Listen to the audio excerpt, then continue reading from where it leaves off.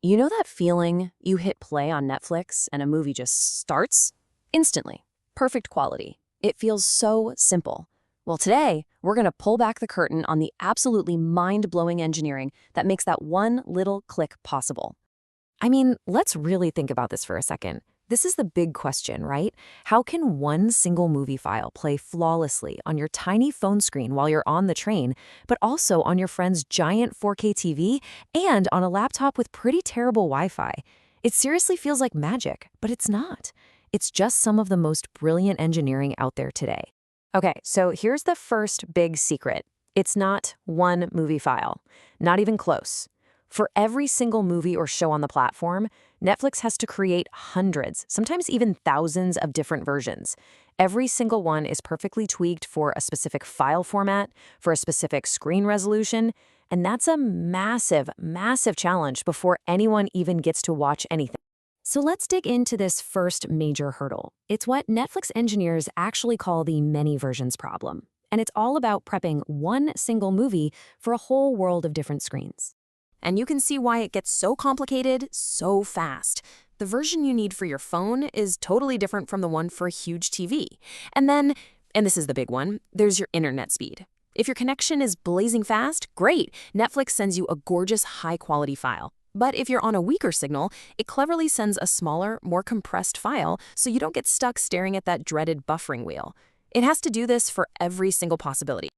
The magic trick that makes all this possible is something called a codec. You can just think of it as a special recipe for shrinking a giant video file down to size. It's really clever. It uses something called lossy compression to get rid of tiny bits of data that your eyes probably wouldn't even notice were missing. The whole goal is to make the file small enough to fly across the internet without you ever noticing a dip in quality. Okay, so if you have to make hundreds of versions of a 2-hour movie, doing them one by one would literally take forever. The computer processing time would be an absolute nightmare. So, Netflix came up with an ingenious solution. Instead of trying to tackle the whole movie at once, they decided to slice it up. And this is how they do it. They take that one original, super high-quality movie file and break it into all these small, manageable chunks. Now, here's the genius part. They can take every single one of those chunks and process it for every single format and every single resolution, all at the same time. They use thousands of computers to do this in parallel. Once all those little jobs are done, the millions of new chunks are all stored away, ready to go. But, solving one problem almost always creates a new one. At first, they were just cutting the movie into chunks that were all the same length, say 3 minutes each.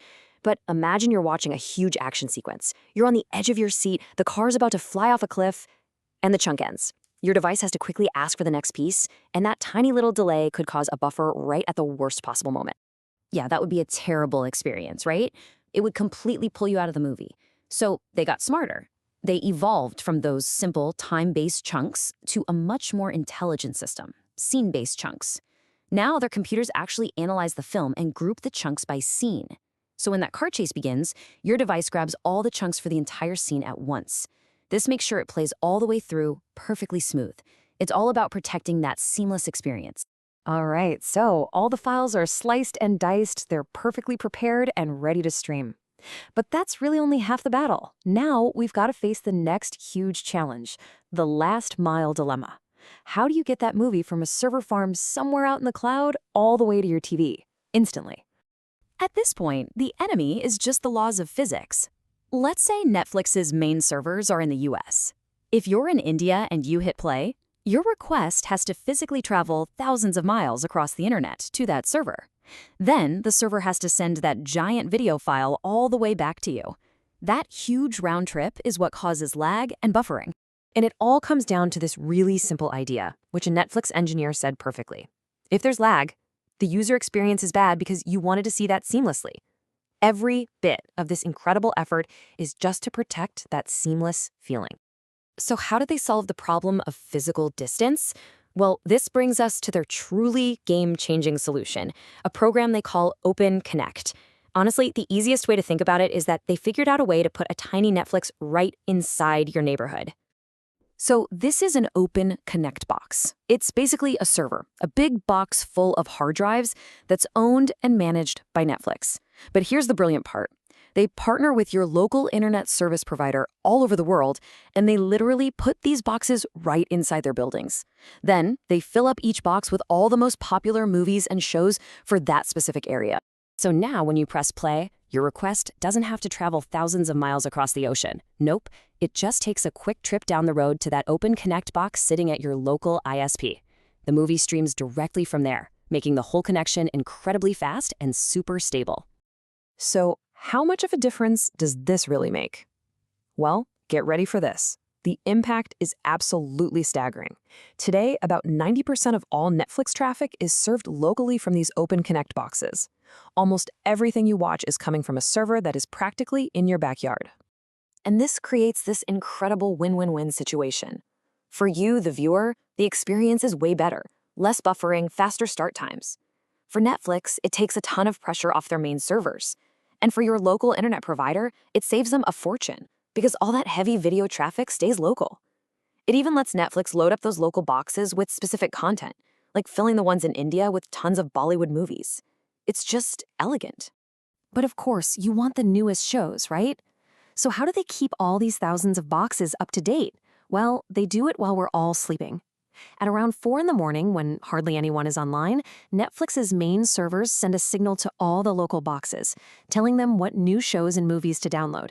So by the time you wake up, that new season you've been waiting for is already sitting there, just a few miles away, ready for you to watch.